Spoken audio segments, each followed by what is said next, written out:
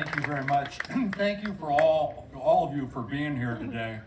And it's an honor for me to be back at this important site to remember our family and friends and neighbors who sacrificed their lives for our freedom. Today we remember the service and the sacrifice of our nation's fallen heroes and heroines. Memorial Day is a moment to honor those who gave their life in the line of duty to ensure we always remember their sacrifice.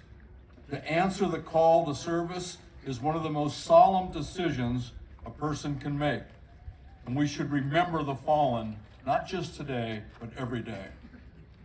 Before flying home from Washington this week, I joined a bipartisan group of colleagues and fellow veterans to wash the Vietnam War Memorial. It's always sad to remember service members and childhood friends of mine whose names are etched in that wall.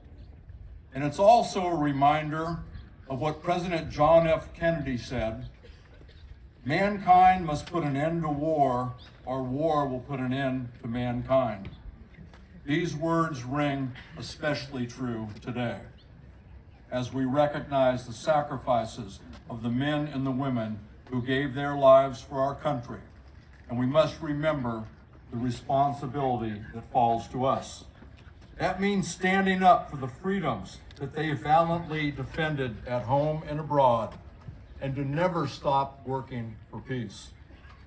And we can't stand up for freedom without supporting fellow democracies around our globe. We have a responsibility as a member of NATO and as the world leader to support and to defend our allies against threats to their democracies.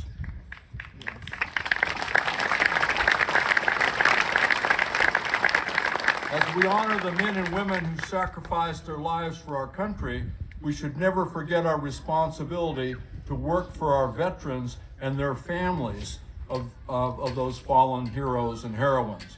I was proud to help Congress pass the PACT Act, which expanded health care and benefits for veterans exposed to burn pits and other toxic substances. The PACT Act helps provide generations of veterans and their survivors with the care that they've earned. And just this week, the Department of Veterans Affairs delivered its 1 millionth disabilities compensation claim under that PACT Act. So if you're a veteran and you haven't signed up, please do it. It's important for you and it's important for your family. Now today we're fortunate to have a guest of honor who has dedicated his life work to serving our country. I believe he truly is an American hero. Captain Brett Crozier grew up right here in Sonoma County.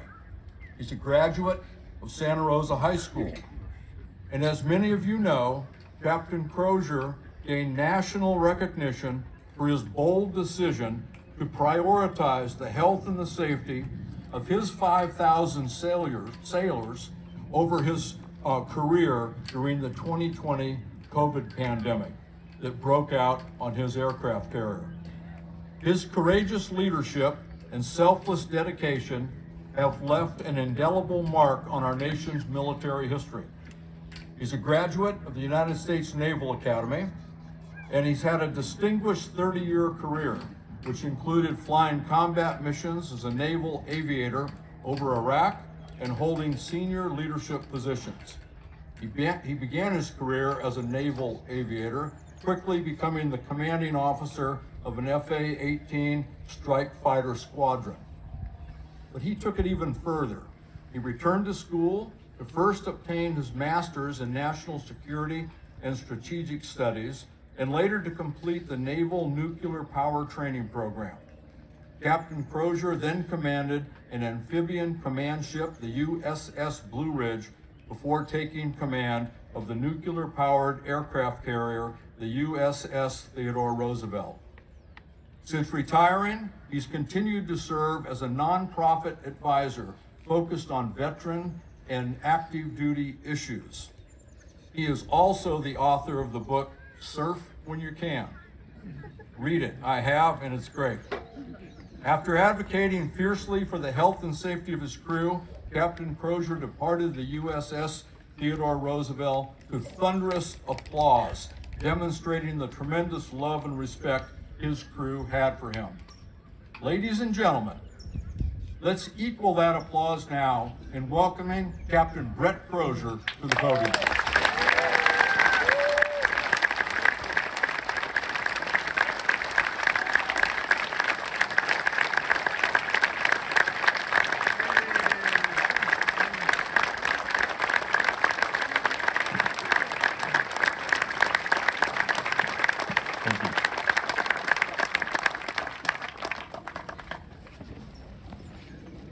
Beautiful day. Thank you, Congressman Thompson. I appreciate the introduction and all your incredible support over the years to our community, our country, and our men and women in uniform. I also want to take the opportunity to thank everybody here that put on the event, the association, the committee, the color guards, the singers, the ushers, the scouts. Please just give them a round of applause for this.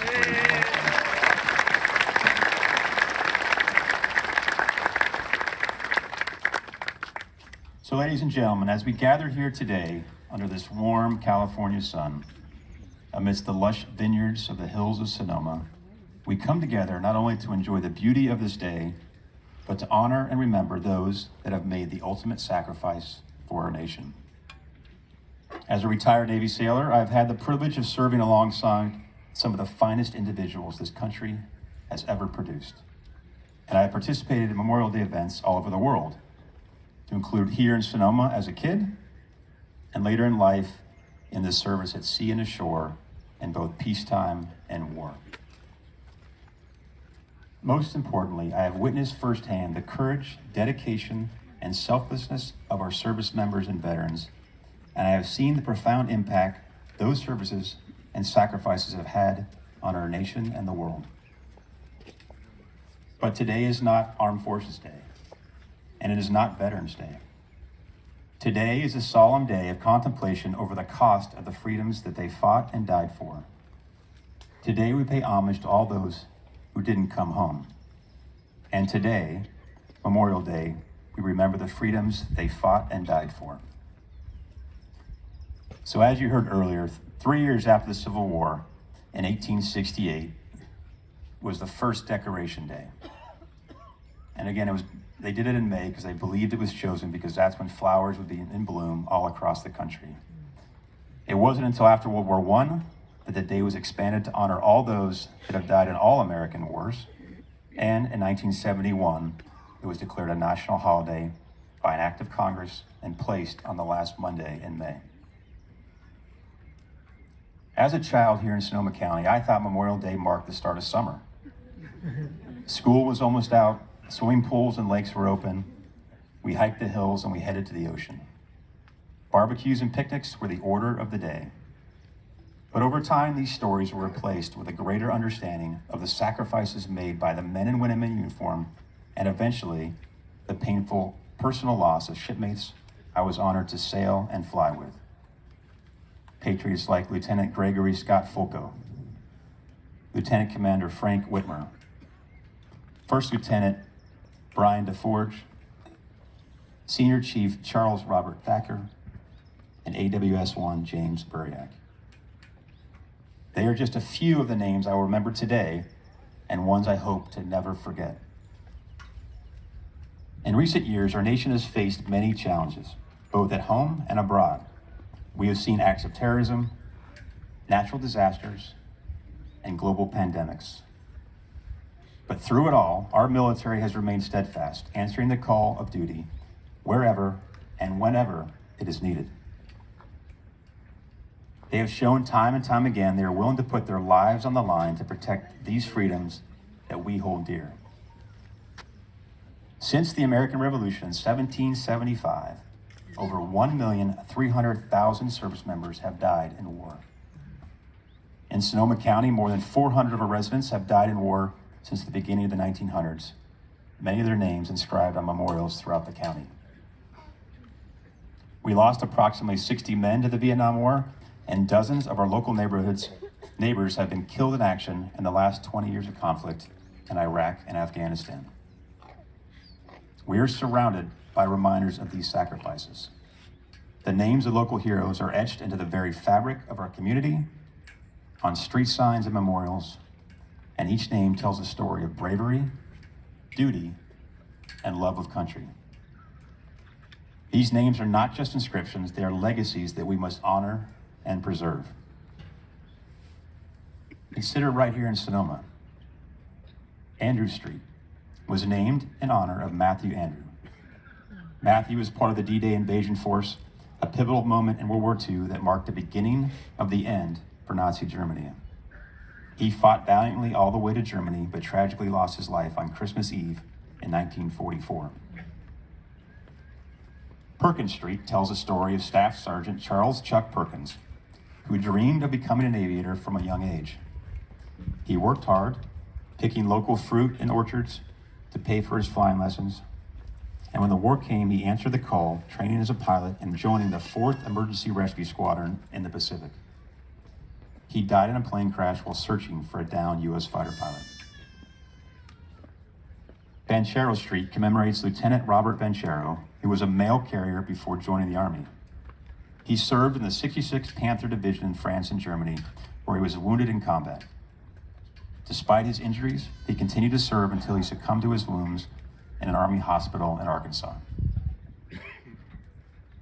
Robinson Street is named for Sergeant Eugene Robinson, who was severely wounded in Guadalcanal, but recovered and continued to fight in the South Pacific. His resilience and bravery were exemplified when he returned to combat and ultimately gave his life in the invasion of Okinawa. Barachi Way honors Ray Barachi, one of 2 brothers who were star athletes at Sonoma Valley High and went on to serve with distinction in World War II. Ray joined the Marines and was lost in combat in the South Pacific. Betancourt Street is named for Sergeant Lawrence J. Betancourt, who served with the Army Air Corps in Papua New Guinea. He died when his crippled plane crash-landed short of the airfield. And Vigna Street tells the story of 2 brothers, Lieutenant Joseph Vigna and Staff Sergeant James Patrick Vigna. Joseph, a P-51 Mustang pilot, was killed in action over Poland. And finally, Hayes Street is named for Staff Sergeant Ross Hayes, who joined the Army in 1942 and served throughout the war. He was killed while leading his squad in an attack on a German machine gun emplacement and leaving behind a young family. And you can find names of our fallen on many, many other memorials throughout the county, as well as right here in the Memorial Park. But Memorial Day is not just about looking back. It is also about looking forward and ensuring the legacy of those we have lost continues. It is about living our lives in a way that honors their memory and upholds the values for which they fought and died. It is about teaching future generations the true cost of freedom and the importance of service to something greater than oneself. In 1961, President Kennedy, himself a combat veteran of World War II, delivered his inaugural address where he told the nation, "Ask not what your country can do for you, but what you can do for your country." Our nation's service members have always lived by this code, both before and after Kennedy's famous address, and will continue to do so as long as we are a free nation. As we look to the future, we must remain vigilant in the face of new threats and challenges. We must ensure that our military remains strong and ready to confront whatever dangers may arise. We must never forget the debt of gratitude we owe to those who have served and sacrificed on our behalf. And we must ask ourselves what we can do in their honor to make our communities and our countries better. Today, our nation's veterans make up less than 7% of the U.S. adult population. All of them have played a crucial role in defending our freedoms, have lost friends in combat, and truly understand the consequences of war. Our nation holds the military in the highest regard and trusts them more than any single institution in our nation. For good reason. These men and women have shown they are willing to serve their country, serve something greater than themselves, and as we are reminded today, pay the ultimate sacrifice if required. However, it is not enough to honor our fallen heroes just one day a year. We must carry their legacy with us every day. We must advocate for policies that support veterans and their families. We must teach our children about the sacrifices that have been made for all of our freedoms. And we must find our own ways to serve our nation and our community every day. I would like to express my deepest thanks to all those here who have served in our nation's armed forces. Your courage, sacrifice, and dedication inspire us, and we are forever in your debt. Let us also take this time to acknowledge the sacrifice of our Gold Star families, of our fallen warriors. The parents, spouses, children, and siblings who have lost a loved one in the service carry a unique burden. Their courage and resilience are a testament to the strength of the human spirit, and they forever deserve our deepest respect and support. In closing, I'm reminded of Army General George Patton, who served for almost 40 years and helped lead us to victory in Europe during World War II, and once said, "It is foolish and wrong to mourn the men who died. Rather, we should thank God such men lived." I don't know what's foolish, but let us reflect on the true meaning of Memorial Day. We must remember the faces and names of those who have fallen. We must honor their memory by living our lives with purpose and gratitude. We must commit ourselves to upholding the values they fought and died for. And we must thank God that such selfless men and women have lived. Thank you for being here today. God bless the young men and women out there serving today, and God bless America.